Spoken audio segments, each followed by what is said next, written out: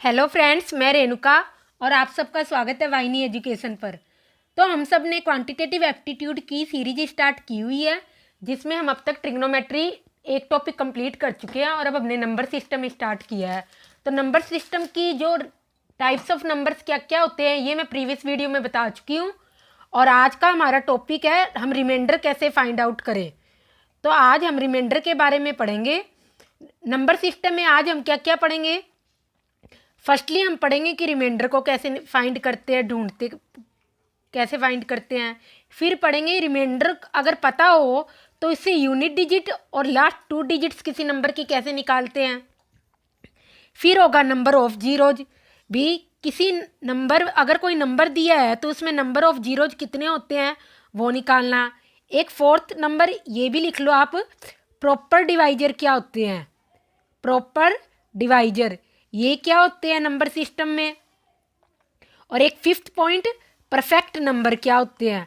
Perfect number, perfect number. ये total 5 topics हम आज की वीडियो में कवर करेंगे। ये 5 टॉपिक्स हम आज की वीडियो में कवर करेंगे, 1, 2, 3, 4 और 5। तो हम स्टार्ट करते हैं रिमाइंडर से ही। अब कई जने हर अगर आप देखोगे यूट्यूब पर तो किसी ने कैसे बताया होता है रिमाइंडर निकालना, किसी ने कैसे बताया होता है रिमाइंडर निकालना, बट मेन कंसेप्ट उसके पीछे क्या होता है किसी ने नहीं बताया होता। तो मैं आपका मेन कंसेप्ट जो होता है रिमाइंडर के पीछे आज हम उसी से स्टार्ट करेंगे। तो अब जैसे हमें निकालना है 9 को 5 से डिवाइड करें। ये तो छोटा सा नंबर है तो हम इजीली बता देते हैं रिमाइंडर 4 होगा, पर रियल में जब हम इसको लिखते हैं तो हम बड़े नंबर्स होंगे, उनकी भी तो अप्रोच हमें आनी चाहिए ना। तो हम छोटे नंबर से स्टार्ट करते हैं। हम इस नंबर को इस टाइप से लिखते हैं, 9 9 ये 3 स्ट्रेट लाइंस, और जो रिमाइंडर होता है उसके बाद उसको लिखते हैं इन लाइंस के बाद, और मोड जो डिवाइजर होता है जिससे हम डिवाइड करते हैं। तो यहाँ पे हम क्या लिखेंगे, यहाँ पे तो वो नंबर लिखेंगे जो नंबर होता है, और फिर ये 3 लाइंस 4 मोड 5 ऐसे लिखते हैं हम। जहाँ पे क्या होगा 4 क्या होगा हमारा रिमाइंडर, 5 क्या होगा डिवाइजर, और 9 क्या होगा वो नंबर या डिविडेंड भी बोल सकते हो जिससे आपको डिवाइड करना है। तो इसमें इस केस में 2 रिमाइंडर्स हो सकते हैं। एक तो होगा रिमाइंडर यहाँ पर है वो पॉजिटिव भी हो सकता है, चाहिए यहाँ पर आप लिख लो रिमाइंडर जो होगा वो पॉजिटिव भी हो सकता है और नेगेटिव भी हो सकता है। अब जैसे एक तो रिमाइंडर आ गया हमारा 4, इसको आप और किस तरीके से लिख सकते हो, रिमाइंडर सेम ही रहेगा पर पॉजिटिव और नेगेटिव दोनों वे से हम लिख सकते हैं। तो आप इसको ऐसे भी लिख सकते हो, 9 -1 मोड 5। तो इसका क्या मतलब हुआ, इसका एक्चुअली मतलब पता है क्या होता है। जैसे 9 -4 इस नंबर को हम इधर की साइड ले जाएंगे और डिवाइड बाय 5 करें तो हमारा रिमाइंडर क्या आएगा, हमेशा 0। यही सेम इस केस में होगा। इस केस में हमने क्या किया, सेकंड केस में 9 5 2 जा क्या होता है 10। तो अगर 9 में एक और हम जोड़ दे तब भी क्या होगा, तब भी ये 5 से डिवाइड होगा। तो इसको भी हम ऐसे भी लिख सकते हैं 9, ये जो इधर की साइड ये जो नंबर होता है इसको हम क्या ले जाते हैं, लेफ्ट साइड ले जाते हैं। तो ये माइनस है तो प्लस हो गया, प्लस होता तो माइनस। तो क्या होगा इस केस में भी रिमाइंडर क्या होगा हमारा 0। पर अगर हम जब रिमाइंडर लिखेंगे ना इस केस में, तो रिमाइंडर हम कैसे लिखेंगे, ये जो नंबर होता है ना इसमें से घटा के रिमाइंडर लिखेंगे। तो रियल में जो हमारा रिमाइंडर है ना वो हमेशा 4 ही होगा, क्योंकि आपके जो नंबर सिस्टम है उसमें हम पॉजिटिव रिमाइंडर लेके ही निकालेंगे। होल पॉजिटिव नेगेटिव कुछ भी सकता है, पर आपके जो नंबर सिस्टम है एसएससी में उसमें हमेशा पॉजिटिव रिमाइंडर ही पूछा गया है। पर लिख आप पॉजिटिव और नेगेटिव दोनों फॉर्म में लिख सकते हो। पॉजिटिव लिखा हो तब तो कोई बात ही नहीं है, नेगेटिव लिखा हो तो जो रिमाइंडर हो उसको क्या करो, डिवाइजर के साथ या मोड के बाद जो नंबर आता है उसमें एडअप कर दो, और जो अभी आंसर आएगा वो आपका रिमाइंडर होगा। तो अप्रोच क्या होती है मैंने बता दिया, यहाँ पे वो नंबर होता है और यहाँ पर क्या होता है रिमाइंडर, और मोड के बाद जिस नंबर से हम डिवाइड करते हैं। और रिमाइंडर पॉजिटिव या नेगेटिव दोनों हो सकते हैं। अब स्टार्टिंग में तो आपको ये चीज़ बहुत टफ लगेगी, पर मैंने इस वीडियो में इतने क्वेश्चंस लिए हैं कि इसको करने के बाद ना जब आप एग्जाम में ये कंसेप्ट करोगे ना, आपके लिए 5 सेकंड्स का क्वेश्चन होगा, जो वो कितनी बड़ी पावर और कितना ही बड़ा नंबर हो। तो रिमाइंडर के रिगार्डिंग पहले हम कुछ रूल्स कर लेते हैं। जैसे हमारे पास है a b mod n and c d mod n, मतलब एक नंबर ए है जिसको एन से डिवाइड करने पर रिमाइंडर बी आता है, और नंबर सी को एन से डिवाइड करने पर रिमाइंडर डी आता है।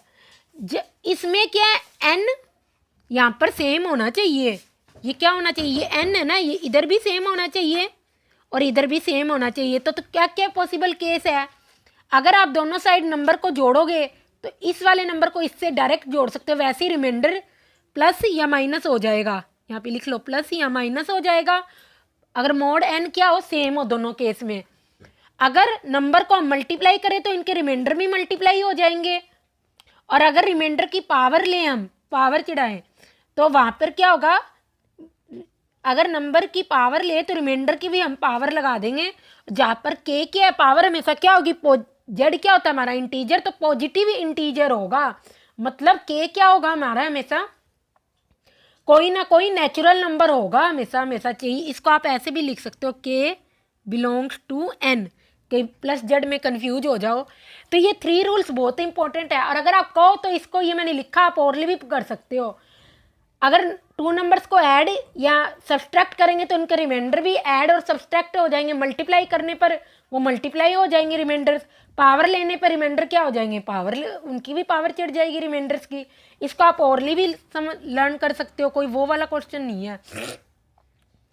तो जैसे हमारे पास एक ये क्वेश्चन है, ये हमारा आया हुआ है एनवीएस के पेपर में आया हुआ है, एनवीएस 2016 में ये क्वेश्चन आया हुआ है। इसमें क्या है, 2 इंटीजर्स हैं 34041 एंड 32506। इनको जब एक 3 डिजिट नंबर मतलब सेम एन नंबर से डिवाइड करते हैं हम, तो हमारा उस केस में क्या आता है, रिमाइंडर सेम आता है। तो ये तो मैंने यहाँ क्वेश्चन कर रखा है, पर मैं अगर आपको यहाँ सॉल्व करके दिखाऊँ, इसको इधर सॉल्व कर लो आप। इसको हम ऐसे लिखेंगे 34041 और रिमाइंडर क्या आएगा हमारा पता ही नहीं हमें, मोड नंबर क्या है हमारा एन, ऐसे ही 32506, रिमाइंडर तो हमारा सेम है और नंबर भी क्या है, सेम है। तो अब इस केस में भी रिमाइंडर एक्स है, इस वाले केस में भी क्या है, इस वाले केस में भी रिमाइंडर एक्स है, इस वाले केस में भी रिमाइंडर एक्स है। तो अगर हम इस वाली इक्वेशन को, इस वाली 1 - 2 को एक दूसरे से डिवाइड कर, एक दूसरे से सब्सट्रैक्ट कर दे, तो रिमाइंडर से तो रिमाइंडर कट ही जाएगा, और जो नंबर आएगा वो क्या होगा, एक दूसरे से नंबर आएगा वो क्या होगा, वो डिविजिबल होगा इनसे, क्योंकि मेन तो रिमाइंडर था, रिमाइंडर को तो हम सब्सट्रैक्ट ही कर देंगे। तो मैंने यहाँ पर यही किया, चाहिए आप इसको तो ये समझाने के लिए लिखा, एग्जाम में आपको डायरेक्ट अप्रोच लगानी है। तो यहाँ पर मैंने क्या लिया, ये नंबर ले लिया माइनस ये नंबर ले लिया डिवाइडेड बाय एन, तो 1535 आ गया। और इस नंबर को कौन सा नंबर डिवाइड करेगा, 307 ये नंबर डिवाइड करेगा। और आप कर करके देख लेना, क्योंकि 7 5 या 35 दोनों नंबर हो सकते हैं, तो आपको सेकंड और थर्ड दोनों ऑप्शन चेक करने ही पड़ेंगे।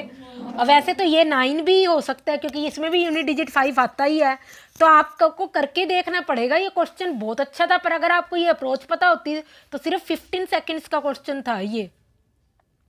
अब हम स्टार्ट करते हैं इस टाइप्स के क्वेश्चन लेने।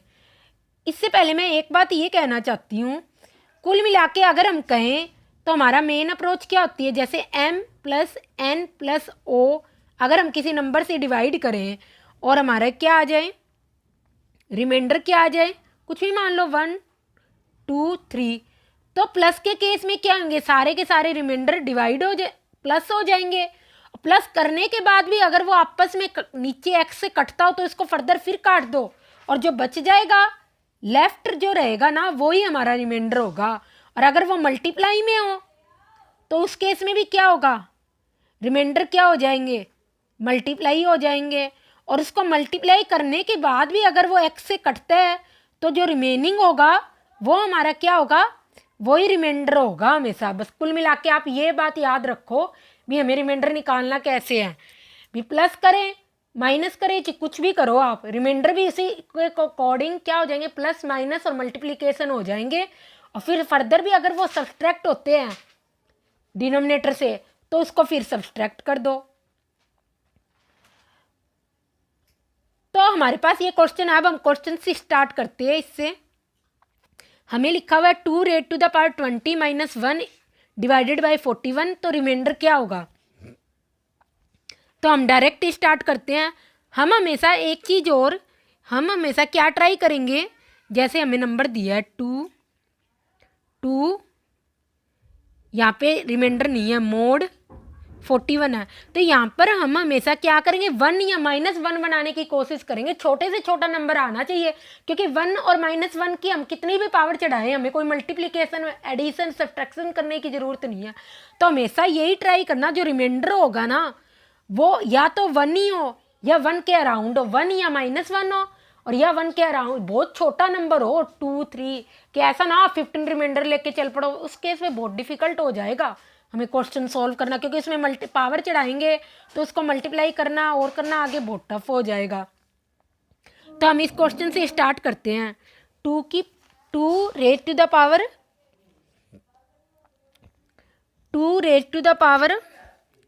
20, तो इस क्वेश्चन को हम करते हैं स्टार्ट। हम क्या करते हैं, पहले 2 raise to the power 5 is equal to 9 mod 41, ये आ जाएगा हमारा, -9 मोड 41 आएगा। तो इसमें क्या करें, हम इसकी इवन पावर ले लेते हैं। 2 रेज टू द पावर 5 4, ये साइन, और -9 का भी क्या हो जाएगा 4। मैंने अभी भी बताया था कि दोनों की पॉजिटिव पावर चढ़ेगी, हमेशा कहीं कोई नेगेटिव पावर चढ़ा दे ऐसा नहीं होगा हमेशा। अभी हमने पीछे जो रूल बताया था, मल्टीप्लिकेशन एडिशन सब्ट्रैक्शन, और हमेशा पॉजिटिव पावर चढ़ेगी, तो दोनों साइड चढ़ गई। ये हो गया 20, ये क्या हो गया -81, इसको मैं ऐसे लिख सकती हूँ -81 मोड 41। तो मैंने कहा था अगर सेम नंबर हो और उसको किसी नंबर से डिवाइड करें तो क्या होगा, अगर तो उनका रिमाइंडर भी क्या हो जाएगा, अगर वो नंबर्स मल्टीप्लाई में तो उनके रिमाइंडर्स भी क्या हो जाएंगे, मल्टीप्लाई हो जाएंगे। तो -81 को अगर 40, सबसे पहले तो ये इवन होएगी ना यहाँ पर पावर, तो ये माइनस हट जाएगा यहाँ से, इवन पावर होएगी ना। तो 81 इंटू 81, अब 81 को 41 से डिवाइड करोगे तो रिमाइंडर क्या रहेगा -1। और ऐसे ही इसको भी, क्योंकि नंबर्स को अगर मल्टीप्लाई कर रहे हैं और सेम नंबर से डिवाइड कर रहे हैं तो रिमाइंडर भी उनके मल्टीप्लाई होंगे। अभी जब हमने रूल्स बताए थे मैंने बताया था, तो -1 मोड 41, तो ये क्या आ जाएगा 2 raise to the power 20, -1 into -1 क्या हो गया 1 मोड 41। तो इसको हम ऐसे भी लिख सकते हैं 2 raise to the power 20 -1 upon में 41, तो हमारा रिमाइंडर क्या आ जाएगा, इस केस में 0 आ जाएगा। तो मैं बार बार कह रही हूँ एक चीज़ हमेशा याद रखना, मोस्टली तो हम क्या करते हैं मल्टीप्लाई और प्लस ही करते हैं या पावर चढ़ाते हैं। प्लस के केस में नंबर्स अगर प्लस हो रहे हैं तो उनके रिमाइंडर भी प्लस हो जाएंगे, मल्टीप्लाई हो रहे हैं नंबर्स तो उनके रिमाइंडर्स भी मल्टीप्लाई हो जाएंगे। और अगर रिमाइंडर्स में हम नंबर्स पे पावर चढ़ा रहे हैं तो उनके रिमाइंडर्स भी क्या हो जाएगी, उन पे भी पावर चढ़ जाएगी। अब ये क्वेश्चन हम डायरेक्ट करते हैं। सबसे पहले मैंने क्या कहा था कि आपको ना हमेशा 1 के अराउंड रिमाइंडर निकालना है। तो 9, ये क्या होगा 1 मोड 8, ये आ जाएगा, क्योंकि 9 को 8 से डिवाइड करेंगे तो रिमाइंडर हमारा 1 ही रहेगा। तो 9 की पावर आप 50 चढ़ा दो, इवन पावर चढ़ा दो, और 1 की पावर आप कितनी भी चढ़ा दो वो रहेगा तो 1 ही ना। तो रिमाइंडर क्या आ जाएगा इस केस में 1 ही आ जाएगा, 1 रिमाइंडर होगा इस केस में। अब देखो इस 3 अगर कोई अदर नंबर्स भी आ जाए या उसकी पावर क्या हो, इवन ना हो, ओड पावर हो कोई, तो आप इसको ऐसे कर लो। अब 9 raise to the power 50 upon 8 हमारा रिमाइंडर क्या आया 9 raise to the power 50 remainder हमारा आया 1 mod 8। तब इसको 3 से मल्टीप्लाई कर दो दोनों साइड। अब मैंने कहा था मल्टीप्लाई है तो मल्टीप्लाई कर दो, तो रिमाइंडर 1 इंटू 3 आ जाएगा। तो इस केस में रिमाइंडर क्या आ जाएगा हमारा 3 रिमाइंडर आ जाएगा। अगर आपको ये कंसेप्ट पता होता तो ओनली 1 लाइनर क्वेश्चन था। अब जैसे इस क्वेश्चन में है 3 raise to the power 99 divided by 13, तो रिमाइंडर क्या है ये निकालना है हमें। तो इसमें क्या करेंगे 3 की पावर हम ऐसी बनाएंगे ताकि वो क्या हो रिमाइंडर हमारा 1 या -1 आए। ऑलमोस्ट आपके जो एसएससी में क्वेश्चन आते हैं उन सब केस में ये बनता ही बनता है 1, और कभी कोई 1-2 रेयर केसेस होते हैं जिनमें नहीं बनता, पर फिर उनमें भी हम छोटा ही कोई रिमाइंडर फाइंड करते हैं। तो इसमें अगर हम लिख दें 3 रेट टू द पावर 3, ये क्या हो गया 27, और अगर 27 तो 1 mod 13 आ जाएगा, क्योंकि 27 को जब हम 13 से डिवाइड करेंगे तो हमारा रिमाइंडर क्या आएगा 1 रिमाइंडर आएगा। तो मैंने यही किया है। और फिर इसकी पावर क्या चढ़ा दे 99, तब भी हमारा रिमाइंडर 1 की पावर तो कितनी भी हो रिमाइंडर क्या होगा 1 ही तो रिमाइंडर होगा। बस यही हमारा आंसर है 1। अब इस वाले केस में 7 raise to the power 777 divided by 10, तो इस केस में हमारा रिमाइंडर क्या होगा ये भी बहुत ईजी है। 7 की स्क्वायर कर लो आप 49 आ गया। तो मैं लिख सकती हूँ -1 mod 10, ऐसे लिख सकती हूँ। क्यों, इसका रियल में मीनिंग क्या होगा 7 स्क्वायर प्लस 1 अपॉन 10, यही मतलब होगा। और 50 तो 10 से डिवाइड होता है, इसलिए यहाँ पर क्या होगा -1 हो जाएगा। या आप ऐसे भी लिख सकते हो 7 की स्क्वायर क्या होगा 49, और 49 से अगर आप 10 को डिवाइड करोगे तो 9 रिमाइंडर रहेगा, और 9 को 10 से सब्ट्रैक्ट करोगे तो -1 ही रिमाइंडर आएगा ना। तो बस अब यहाँ पर आप 7 की पावर चढ़ा दो, इवन पावर आएगी। तो आप यहाँ पे 7 की पावर लिख दो 7 7 7 6, मैंने डायरेक्ट लिख ली है। तो इवन पावर है तो यहाँ पे 1 mod 10 आ जाएगा। पर हमें चाहिए क्या एक पावर और चाहिए, तो मैं इसको ऐसे लिख दे सकती हूँ 7 7 6 प्लस 1, एक पावर और चढ़ा दी। तो यहाँ पर भी क्या होगा एक पावर से मल्टीप्लाई कर दिया मैंने 7 mod 10। तो यहाँ पे आंसर क्या आ जाएगा हमारा रिमाइंडर क्या बच जाएगा हमारा 7, यही हमारा आंसर होगा। तो आंसर क्या आ जाएगा हमारा यहाँ पर 7 आ जाएगा। तो आप कुल मिला के हमेशा 1 बनाने की कोशिश करो। अब जैसे 452 है 452 है 1 या -1 कब बनेगा जब उसमें एक एडअप करने पे वो सब्सट्रैक्ट होता हो। तो 452 इसको अगर 3 से डिवाइड करोगे आप तो रिमाइंडर बचेगा -1। तो अब इसकी इवन पावर चढ़ा दो, ये तो बिल्कुल ही कुछ भी नहीं है इस क्वेश्चन में। इवन पावर चढ़ाओगे तो रिमाइंडर क्या हो जाएगा 1 ही हो जाएगा और mod 3 हो जाएगा।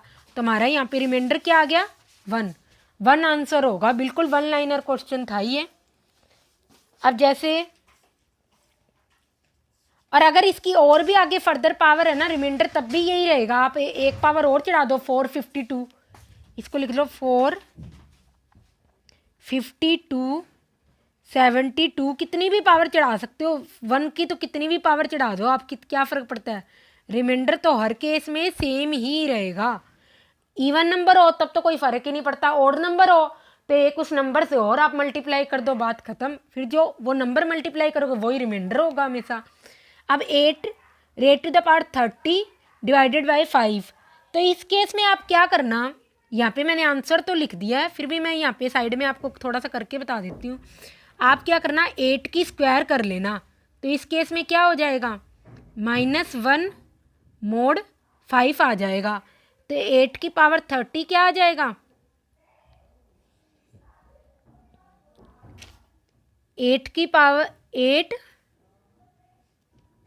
रेट टू द पावर 30 क्या आ जाएगा, क्योंकि 15 की पावर चढ़ेगी ना 8 रेट टू द पावर 2 और उसके ऊपर क्या लगेगा 5, कि आप ऐसे लिख लो, मैंने तो ये ऐसे लिख दिया, आप डायरेक्ट मत लिखो, ऐसे लिख लो 15, ये क्या बन गया 8 रेट टू द पावर 30, और -1 की अगर ओड पावर हो तो ये -1 नहीं रहेगा, तो रियल में हमारा क्या आ गया रिमाइंडर 4 आ गया, 5 - 1 4 आ गया। अब ये क्वेश्चन आप खुद करना, यहाँ पे क्या करना आप इस क्वेश्चन में 3 की क्या कर लेना पावर,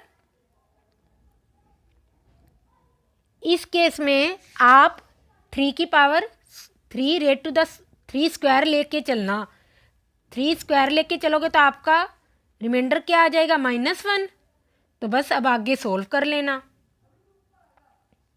अब इस क्वेश्चन में क्या है 5 128 डिवाइडेड बाई 7, ये वाला नंबर है, तो आपको क्या देखना है हमेशा 1 के अराउंड ही रिमाइंडर देखना है ताकि हमें ज़्यादा डिफ़िकल्टी ना हो।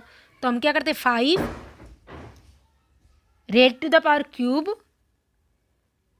125 को जब 7 से डिवाइड करोगे तो आपका आ जाएगा -1 mod 7। अब तो बस इसकी इवन पावर चढ़ानी है, 5 रेट टू द पावर, ये हो जाएगा 3 4 जा 12, 3 2 जा 6, तो ये हो गया 1 mod 7।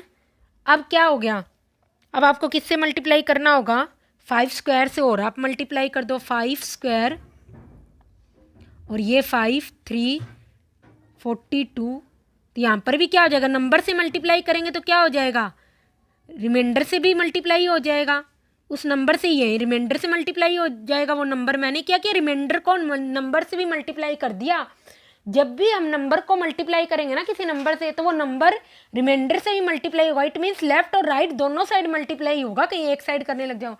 और 25 5 जा 25 होता है, 25 को जब आप 7 से डिवाइड करोगे तो आपका रिमाइंडर क्या आ जाएगा 4, ये हमारा आंसर हो जाएगा 4। कुछ केस में नहीं भी बनता तो उस केस में आप क्या करना हमेशा छोटे से छोटा नंबर लेके चलना। अब जैसे इसमें हमें निकालना है 7, ये हमने क्वेश्चन पीछे ही किया है कि अगर हमें यूनिट डिजिट निकालनी हो किसी नंबर की, हमें क्या करना हो यूनिट डिजिट निकालनी हो तो हम कैसे निकालेंगे, उस नंबर को हमेशा क्या करेंगे 10 से डिवाइड कर देंगे, और जो भी रिमाइंडर आएगा ना रिमाइंडर ही हमारा क्या होगा यूनिट डिजिट होगा। ये क्वेश्चन अभी हमने पीछे किया है। हमेशा नंबर को यूनिट डिजिट के केस में 10 से डिवाइड करेंगे, टेंस के अगर 10 डिजिट निकालनी हो या लास्ट 2 डिजिट निकालनी है तो 100 से, लास्ट 3 डिजिट निकालनी हो तो 1000 से, ऐसे करके एक एक जीरो इंक्रीज होता रहेगा, और फिर जो रिमाइंडर बचेगा ना हमेशा वही हमेशा यूनिट डिजिट होगा, या 10 डिजिट होगा या 1000 डिजिट होगा, वो आप देख लेना। और ये क्वेश्चन मैंने पीछे किया हुआ है अभी बताया है, इसलिए मैं यहाँ पर नहीं कर रही।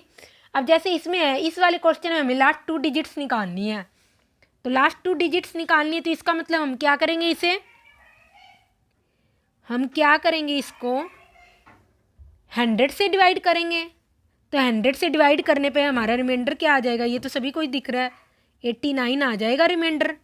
तो यहाँ पे नंबर लिखते हैं, यहाँ पे रिमाइंडर लिखते हैं डिवाइड करने पे, और यहाँ पे क्या लिखते हैं डिवाइजर जिससे हम डिवाइड कर रहे हैं।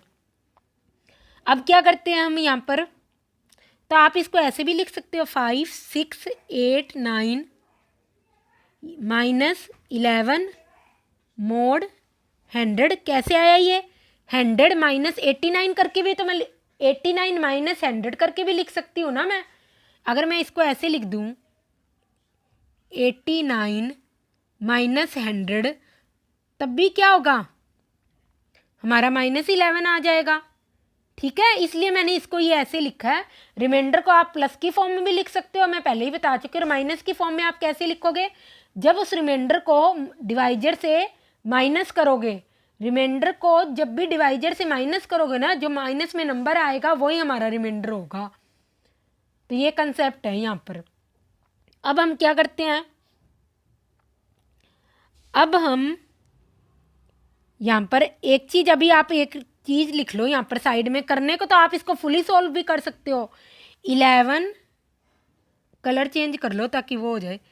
रेट टू द पावर 10 हमेशा क्या होता है 0 mod 100 होता है, 0 मोड 100 होता है।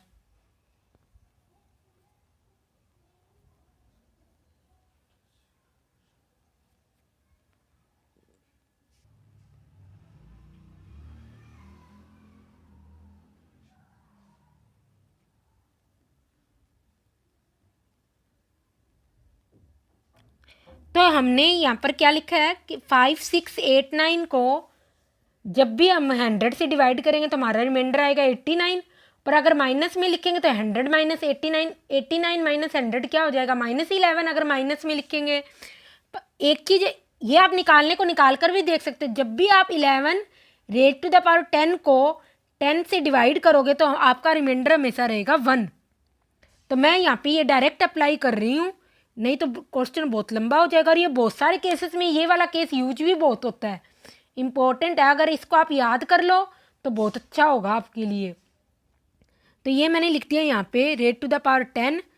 तो -11 इसकी भी पावर क्या होगी, -11 raise to the power 10 mod 100।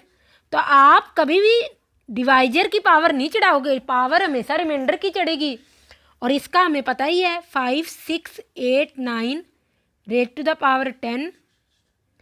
और ये क्या हो जाएगा, इसका तो मैंने बता ही रखा है। अगर इस वाले नंबर को 100 से आप डिवाइड करोगे तो आपका रिमाइंडर क्या आएगा, 1 मोड 100।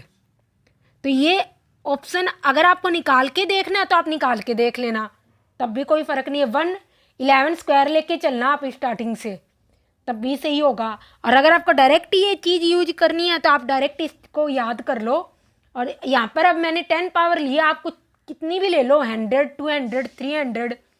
अब तो मैंने ये क्वेश्चन इसलिए एडप्ट किया है, जैसे इस केस में हमारा 1 बन ही नहीं रहा था तो हमें क्या करना पड़ा, हमें बहुत बड़ा नंबर मिल गया था पर फिर भी हमने क्या किया, सब्ट्रैक्ट करके उस केस में क्या किया, रिमाइंडर को छोटा बना लिया। हमने इस केस में सब्ट्रैक्ट करके रिमाइंडर को छोटा बना लिया।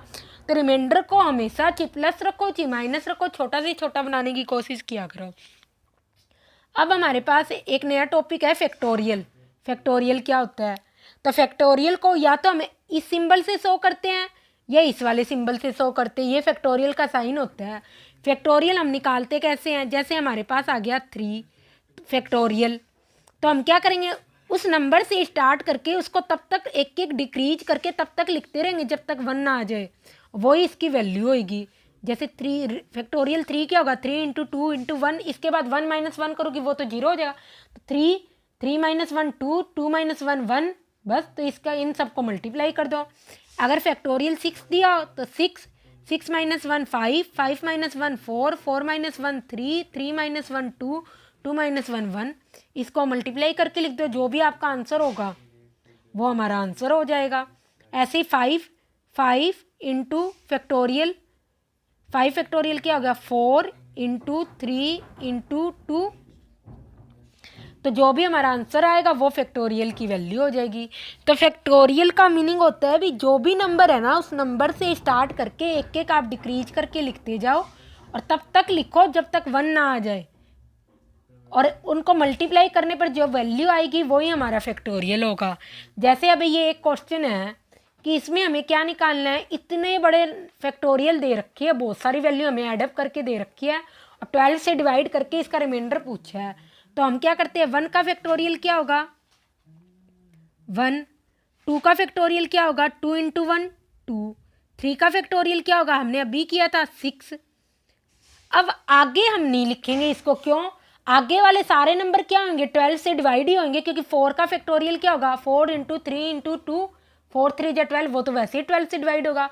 और इसके फर्दर के बाद के जो भी होंगे उन सभी में क्या आएगा 12 जरूर आएगा। 5 फैक्टोरियल में भी कहाँ आएगा 5 × 4 × 3, ऐसे करके सभी में 12 आएगा और ये सभी को काट देगा। आगे जो होंगे नंबर उन सब में क्या आ जाएगा, रिमाइंडर 0 ही आएगा। तो डिवाइडेड बाय 12, तो ये क्या आ गया हमारा 9 रिमाइंडर आ जाएगा इस केस में। तो ये हमारा 9 आ जाएगा रिमाइंडर, या -3 भी लिख सकते हो आप या 9 लिख सकते हो। तो इसको कहीं ऐसे ना आप 9 को 12 से डिवाइड 9 को 12 से काट दे 3 से और 3/4 लिख दे, वो नहीं होगा। हमें नंबर सेम ही रखना है, या तो इसका रिमाइंडर होगा 9 और क्या हो सकता है 9 माइनस 12, ये बनेगा 9 माइनस 12 माइनस 3, ये रिमाइंडर होगा, ये दोनों ही इसके रिमाइंडर होंगे।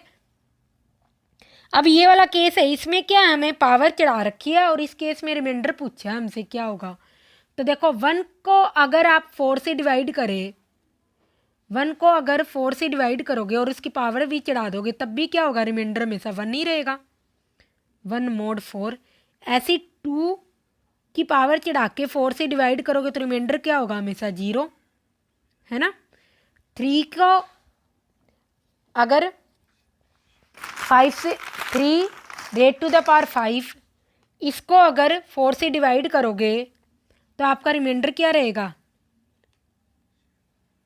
हमेशा क्या रहेगा 1 mod 4, क्योंकि 3 की स्क्वायर करोगे 9 और 4 टू जा 8, एक रिमाइंडर बच जाएगा और उसके बाद कितनी भी पावर ले लो आप। तो ये हो गया 3 की स्क्वायर, 3 की स्क्वायर और बाद में हाँ 3,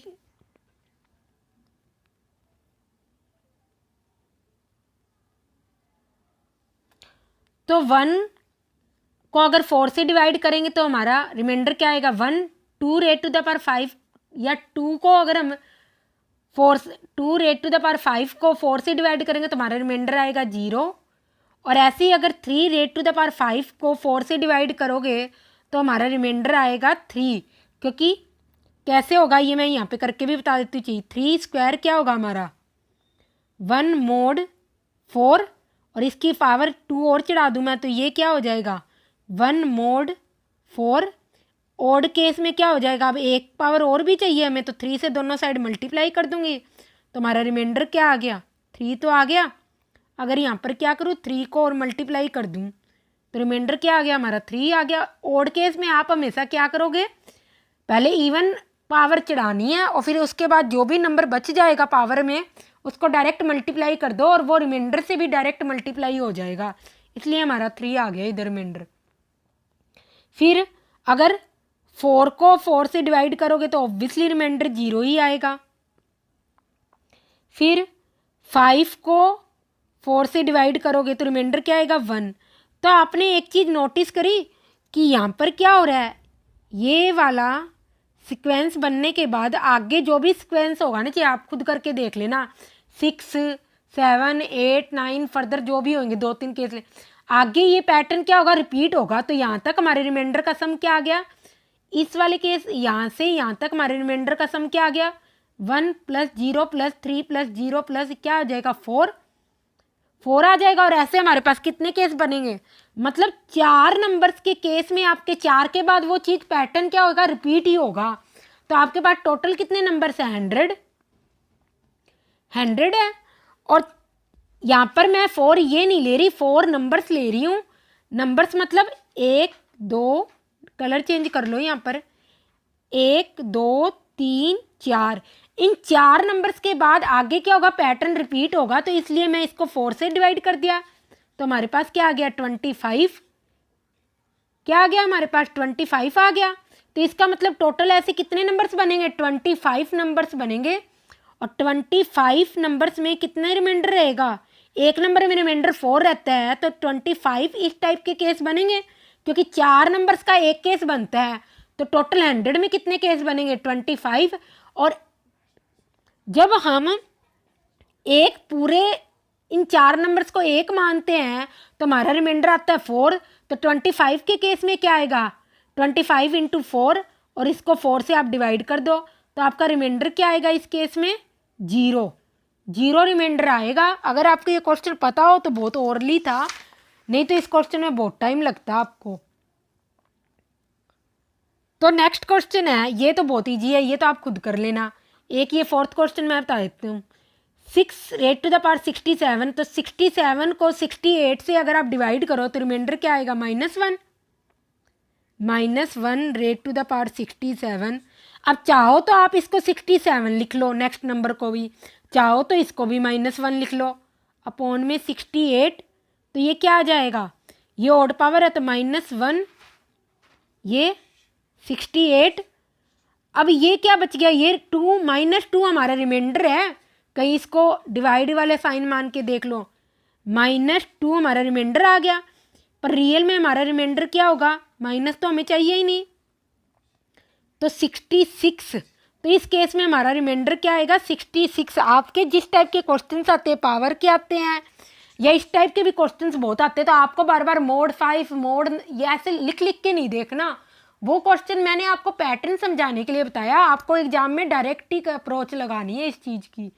अब जैसे इसमें है 2 raised to the power 34, तो ये तो बहुत ही ईजी है, इसको 2 raised to the power 3 कर लो, ये क्या हो गया -1 mod 9, ये आ जाएगा हमारा, क्या आ जाएगा हमारा -1 mod 9।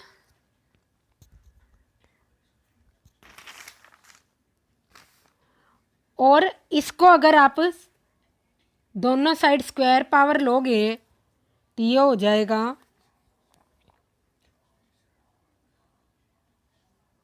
ये यहाँ पर हो जाएगा, ये नहीं आएगा इधर, इसमें हम कर लेते हैं 3 से डिवाइड, 13 आ जाएगा, तो यहाँ पर क्या आ जाएगा -1 ही आएगा, ओड पावर लेंगे तो -1 mod 9। अब दोनों साइड क्या करो, दोनों साइड एक पावर और चाहिए हमें,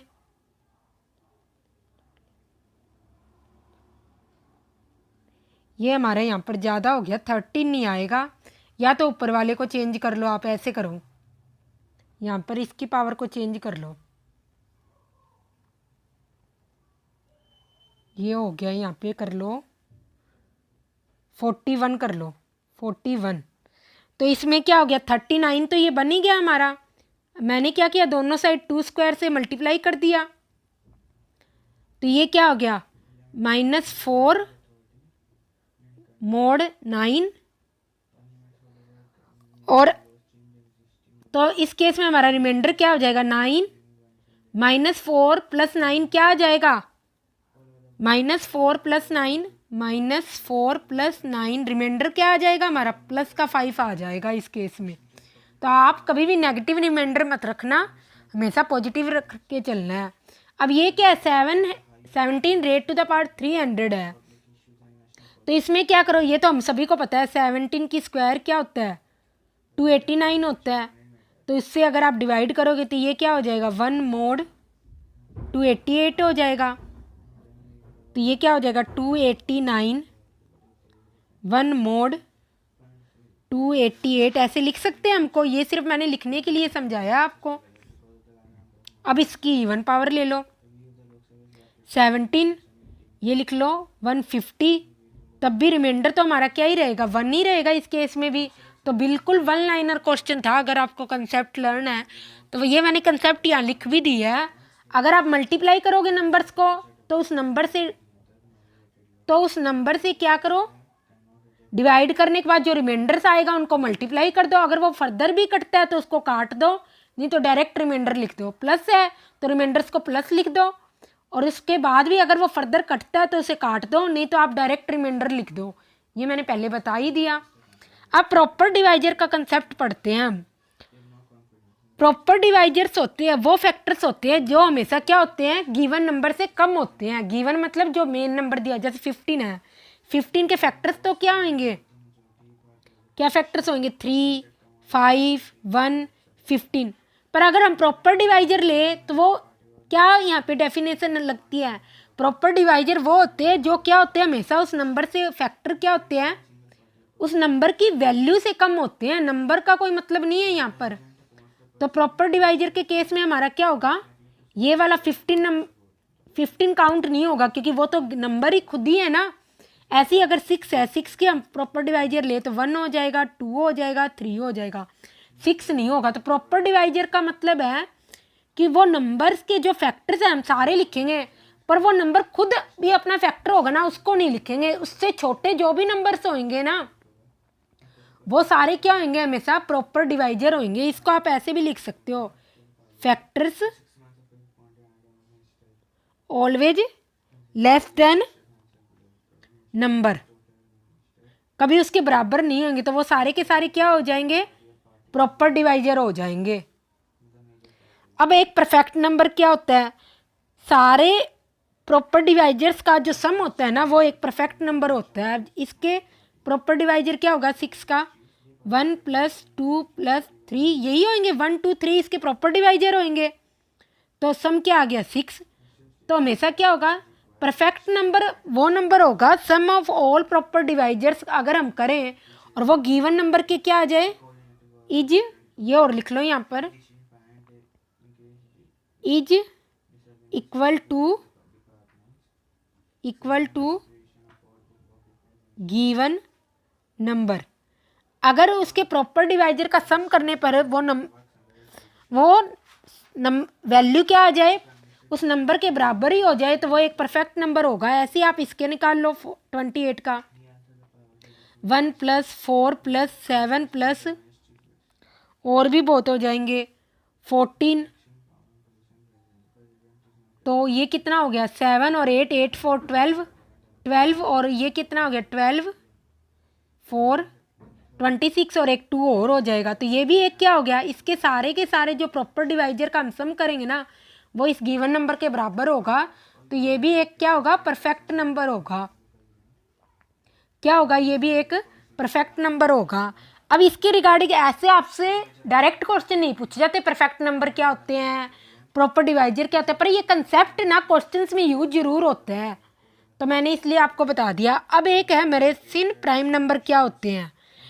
ये इस टाइप के जो नंबर होते हैं ना ये हमेशा हमें क्या देते हैं, ये पैटर्न देते हैं 2 raised to the power p - 1 2 raised to the power p, ये पावर, इसमें पावर नहीं है -1 होगा। मतलब यहाँ पे p क्या होता है, हमेशा p होता है, हमेशा हमारा प्राइम नंबर होता है जो p दिया होता है, p हमेशा प्राइम होना चाहिए।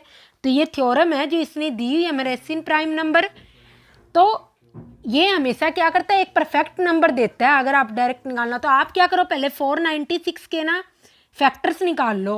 फैक्टर्स कैसे निकालोगे आप, 496 तो 2 2 से डिवाइड कर लो, या 4 4 से, मैं 4 से ही डिवाइड कर रही हूँ। 4 4 2 जा 8 4 4 जा 16, ये 4 3 जा 12 4 1 जा 4।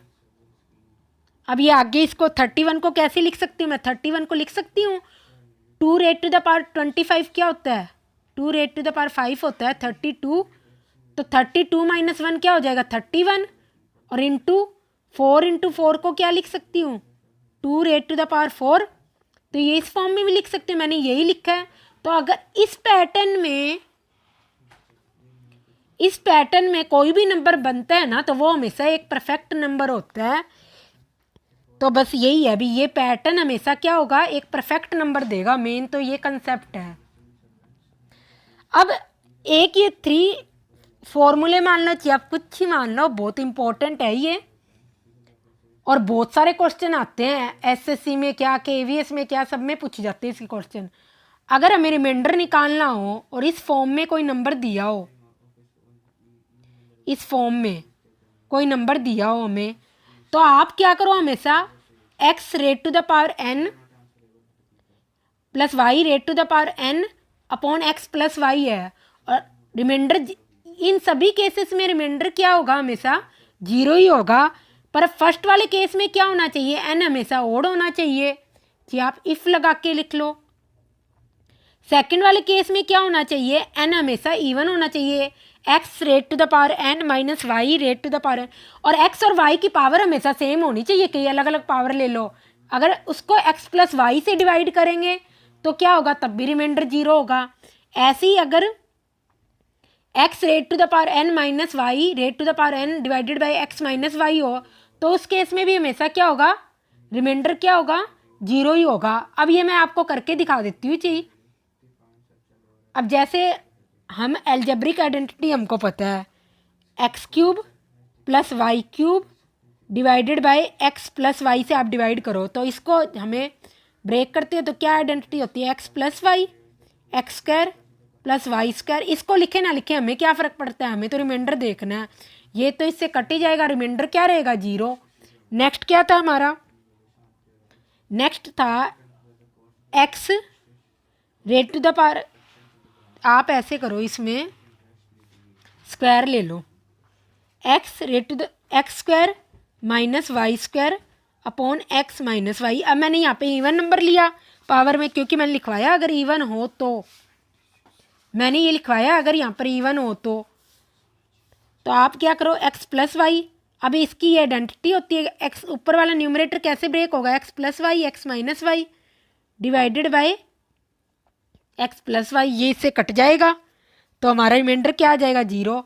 अब तो इस केस में हमारा रिमाइंडर क्या आएगा 0। पर अगर हमें न्यूमरेटर में x raise to the power n minus y raise to the power n divided by x minus y हो, तो उस केस में हमारे n की वैल्यू क्या हो सकती है, नेचुरल नंबर से हो सकती है, कोई भी हो, 1 2 3 इवन ऑड कुछ भी हो। ये भी मैं डायरेक्ट आपको प्रूव करके दिखा देती हूँ। ये देखो यहाँ पर x 3 raise to the power 3 क्या था, हम एक बार देख लेते हैं वहाँ पर। हाँ, x माइनस वाई, तो ये क्या होगा x माइनस वाई। अगर हम इसको ब्रेक करें तो आगे और अंदर जो भी आएगी वैल्यू आ जाएगी, पर रिमाइंडर तो हमारा 0 ही रहेगा। अगर इसकी पावर हम स्क्वायर भी कर दे तब भी कोई फ़र्क नहीं पड़ेगा, तब भी क्या होगा x minus y x plus y, ये एक्स का a square minus b square की आइडेंटिटी लगी, a minus b a plus b upon में एक्स माइनस वाई, तब भी रिमाइंडर 0 होगा। तो आपको ये डायरेक्ट ही कंसेप्ट लर्न करने हैं। आप ऐसे करना, पहले ऊपर वाले 2 कर लेना, एक ऑड और इवन। थर्ड के केस में तो क्या कुछ भी हो सकती है n की वैल्यू, और डायरेक्ट क्वेश्चन आते हैं एसएससी पर इसमें। अब जैसे ये क्वेश्चन है, बहुत अच्छा क्वेश्चन है। अब इसमें क्या है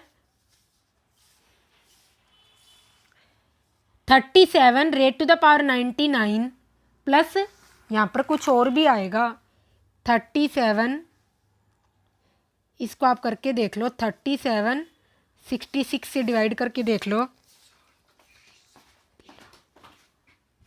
23 आएगा हमारा। इधर मैं लिखना भूल गई 23। तो यहाँ पर क्या होगा 37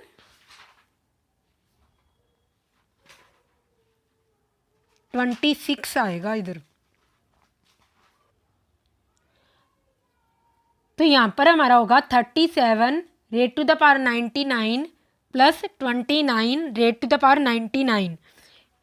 ये 66 से डिविजिबल होने पर रिमाइंडर क्या होगा हमारा, ये निकालना है हमें इस क्वेश्चन में। तो हमें क्या करना है, इसमें रिमाइंडर निकालना है। तो इसमें इस केस में 37 प्लस 29, तो आप देखो x प्लस वाई ये दोनों मिलकर क्या बनाएंगे 37 प्लस 29, इनकी पावर क्या ओड ही है, ओड पावर है इनकी, और ये मिलके क्या बनाएंगे 66। तो ऑब्वियसली ये 66 से डिवाइड होंगे, तो इस केस में रिमाइंडर क्या होगा हमारा 0 होगा। अगर आपको कंसेप्ट पता होता तो यहाँ पे आप डायरेक्ट आंसर लिख देते रिमाइंडर 0।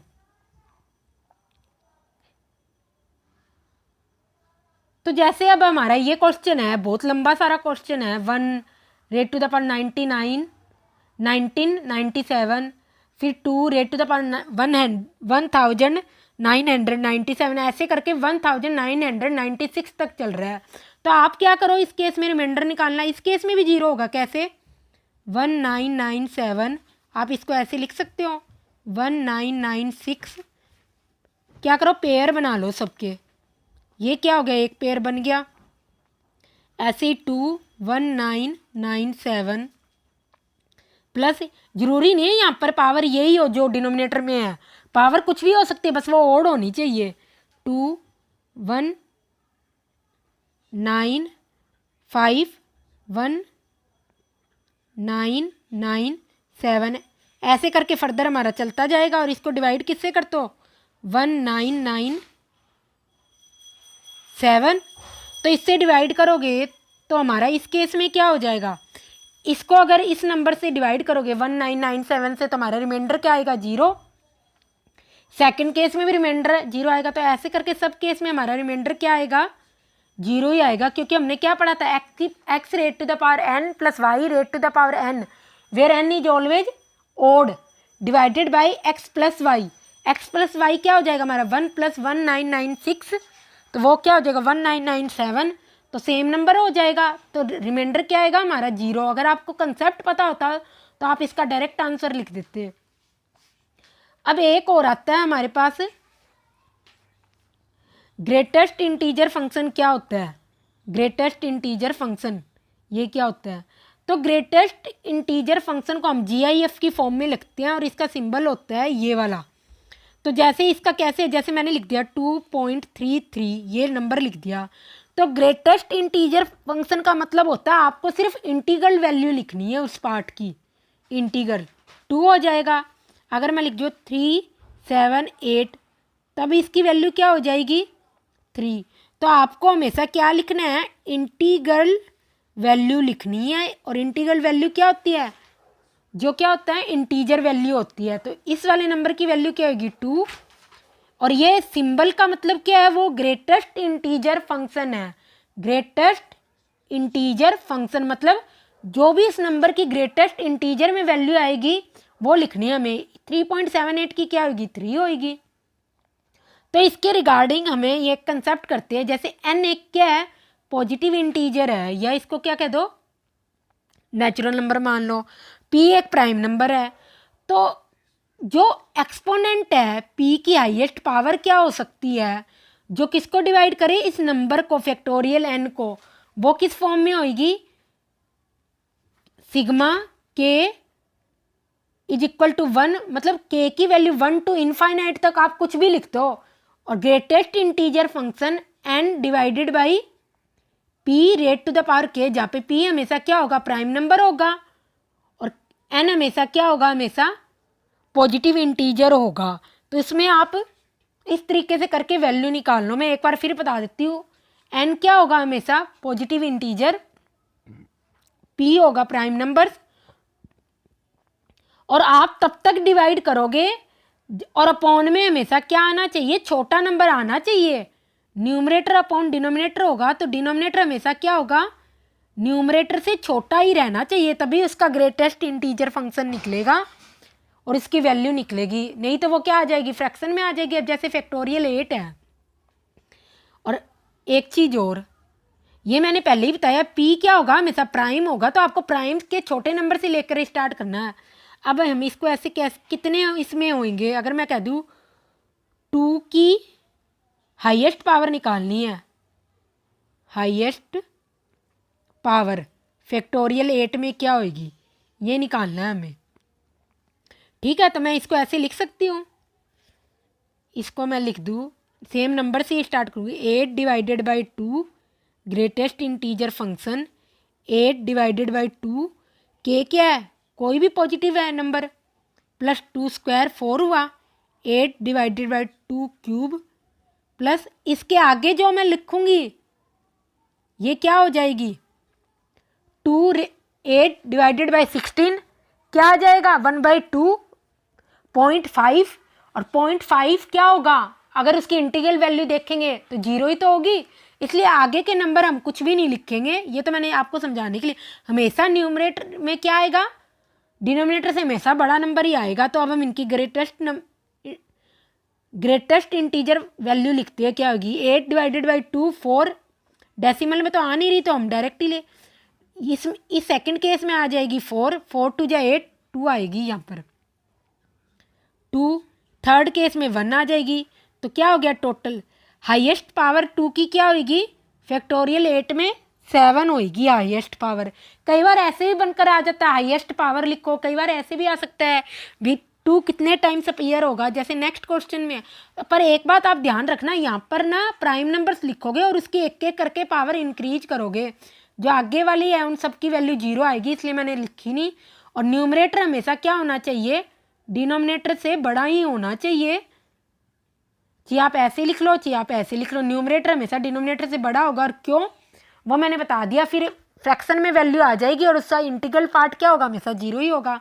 अब जैसे फैक्टोरियल 9 है, इसमें अगर आपको निकालना हो तो आप कैसे करोगे, 9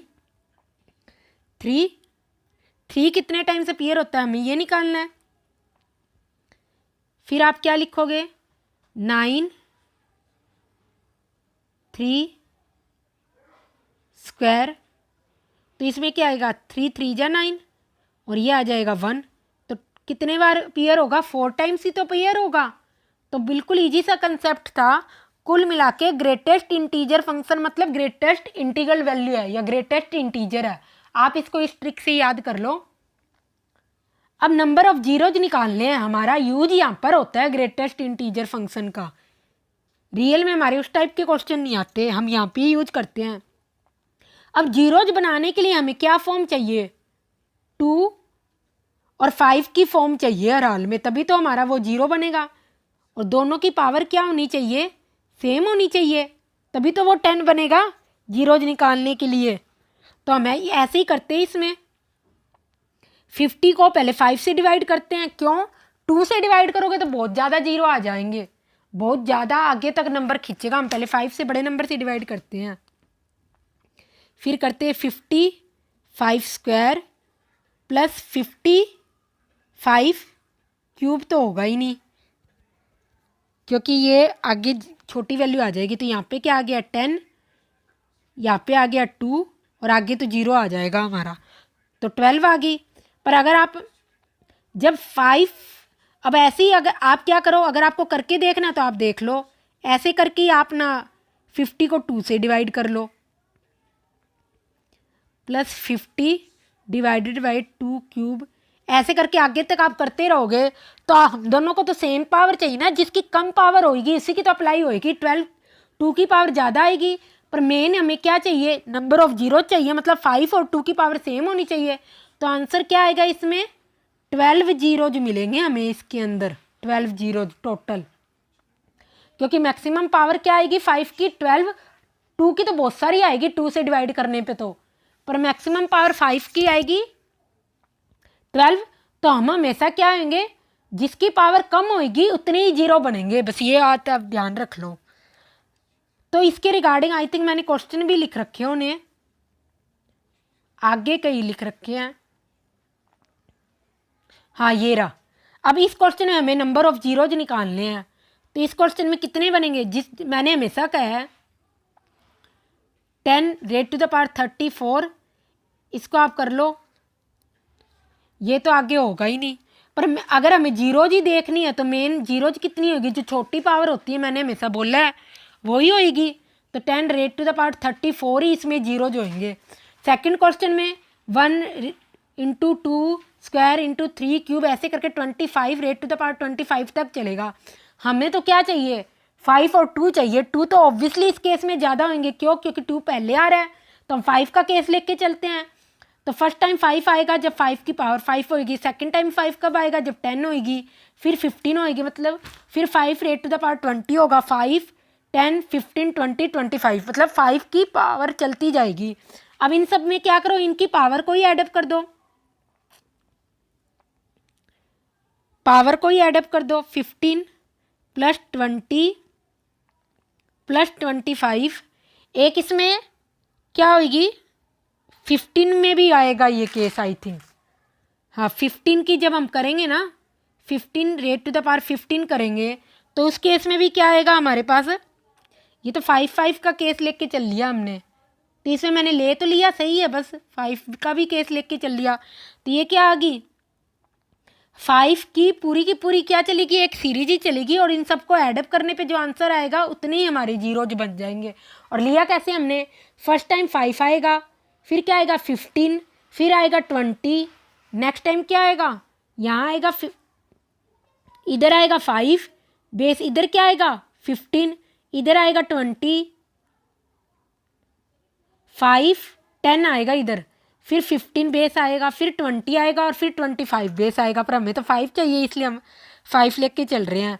इधर क्या होगा? 50 होगा, क्योंकि 5 25 क्या होगा?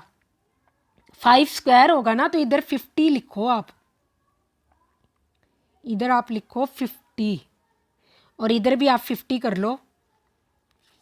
तो टोटल हमारे इतने जीरोज आ जाएंगे इस केस में, जब आप इसको सॉल्व करके लिखोगे।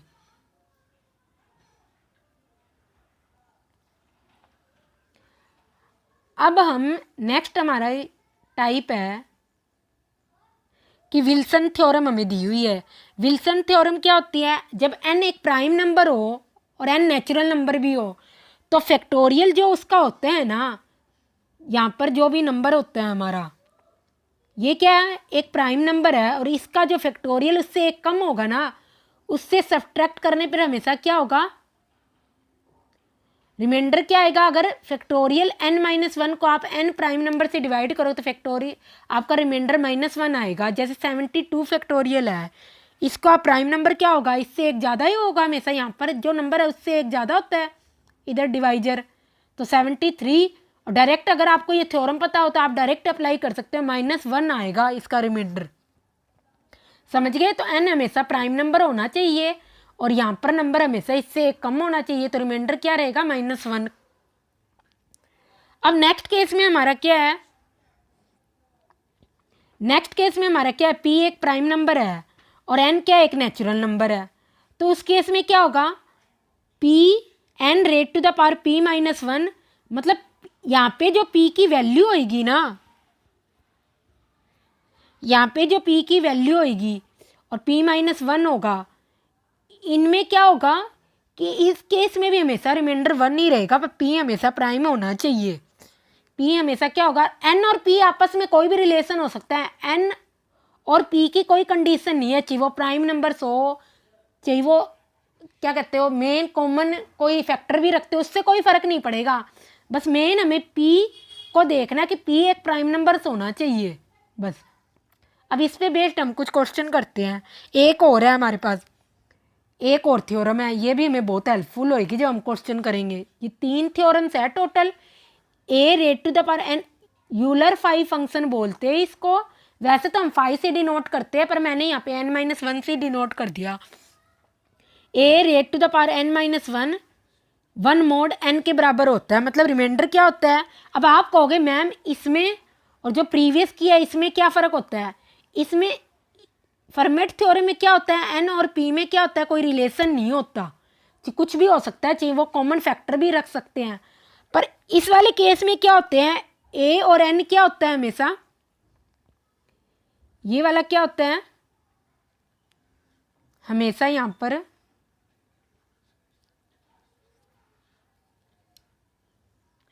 ए और एन हमेशा को प्राइम नंबर्स होंगे। को प्राइम नंबर्स क्या होते हैं मैंने बता रखे हैं, जिनमें कोई कॉमन फैक्टर नहीं होता।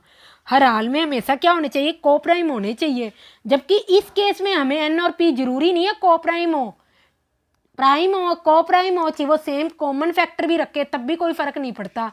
तो इस केस में ये वाला केस जनरल के लिए है और ये वाला केस क्या है, जब दोनों को प्राइम फैक्टर्स हो, को प्राइम नंबर्स हो, तो हमारा ये अप्लाई होगा। अब इसके रिगार्डिंग हम क्वेश्चन करते हैं। अब 7 क्या है, हमें जिससे डिवाइड करना है वो एक प्राइम नंबर है, तो हम यूलर 5 फंक्शन लेके चलते, वो हमारा बहुत ईजी होगा। 7 - 1 1 mod 7, यहाँ पे 7 था, इधर 7 - 1 हो गया। 2 और 7 आपस में क्या है, को प्राइम ही है यूलर 5 फंक्शन के अकॉर्डिंग। तो 2 raise to the power 6 1 mod 7। अब आप क्या करो, इसकी इवन पावर ले लो, इवन पावर ले लो, तो ये हो जाएगा 2 raise to the power 6 8 1 mod 7। अब ओड पावर बनाने के लिए इसको 2 से मल्टीप्लाई करेंगे तो यहाँ पर क्या आ जाएगा 249 और इधर क्या आ जाएगा 2 mod 7। तो अगर आपको यूलर 5 फंक्शन पता होता तो ये बहुत कुछ भी नहीं था, 1 लाइन एंड ओनली क्वेश्चन ही आप इसको कर लेते। तो इवन पावर हम हमेशा निकालते हैं और ओड पावर कैसे लेते हैं, उस नंबर को मल्टीप्लाई करके, उस नंबर को मल्टीप्लाई करके करते हैं। अब जैसे ये है, ये वाला क्वेश्चन आपकी सेल्फ प्रैक्टिस के लिए है, ये आप खुद ट्राई करना। और ये वाला क्वेश्चन हम कर लेते हैं, इसमें है 3, हम इसको ऐसे लिखेंगे यूलर 5 फंक्शन के अकॉर्डिंग 101 - 1 इज इक्वल, ये हो जाएगा 1 mod 101 एक स्मॉलेस्ट 3 डिजिट प्राइम नंबर है, स्मॉलेस्ट 3 डिजिट प्राइम नंबर। तो ये क्या हो जाएगा 300 और इसमें हमें 1 पावर 2 पावर और भी चाहिए, तो हमने इससे मल्टीप्लाई कर दिया, तो यहाँ पर हमारा रिमाइंडर क्या आ गया 9 आ गया। अब इसको भी आप डायरेक्ट ऐसे लिख के कर लो। और एक चीज़ और, कभी भी ना ऊपर अगर क्या दिया हो, कोई फैक्टर दिया हो और उसका प्राइम में हो सकता तो उसको प्राइम करके लिखो आप, इसको प्राइम करके लिखो, 2 की फॉर्म में लिखेंगे तो ये 600 डिवाइडेड बाई 19 आ जाएगा।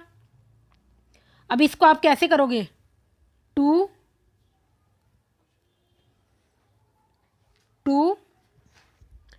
इसको आप कर लो 2 रेज़ टू द पावर 5, नहीं इसको आप ऐसे कर लो, ये 19 है ना यहाँ पर, तो यहाँ पे आप लिख लो रेज़ टू द पावर 4, ये 16 आ जाएगा, तो हमारा यहाँ पे रिमाइंडर क्या आ जाएगा, 3 mod 19। तो आगे इसको फिर आगे कर लो, या हम इसको यूलर 5 फंक्शन से डायरेक्ट ही तो कर सकते थे, ये तो मुझे ध्यान ही नहीं रहा। यूलर 5 फंक्शन क्या कहता है, 19 माइनस 1 mod 19, तो यहाँ पर क्या आ गई, 2 की पावर क्या आ गई 18, क्योंकि 2 और 19 आपस में क्या है, को प्राइम नंबर्स है। बस इसकी इवन पावर चढ़ाओगे तब भी क्या आएगा, 1 ही होएगा, तो इस केस में रिमाइंडर क्या आ जाएगा हमारा, 1 ही आ जाएगा। अगर आप